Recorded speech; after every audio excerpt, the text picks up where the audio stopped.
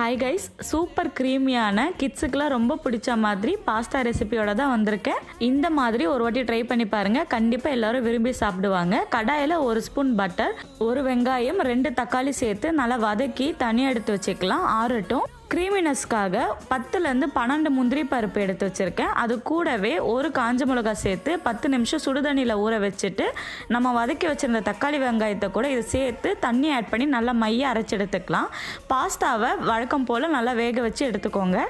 கடாயில் 1 spoon butter add பண்ணிவிட்டு பூண்டு குட்டி குட்டியாக சாப் பண்ணி போட்டுக்கோங்க. நான் பூண்டு சேர்க்க மறந்துட்டேன், அதனால் நம்ம அரைச்சி வச்ச பேஸ்ட்டு சேர்த்த பிறகு நான் சேர்த்துக்கிட்டேன்.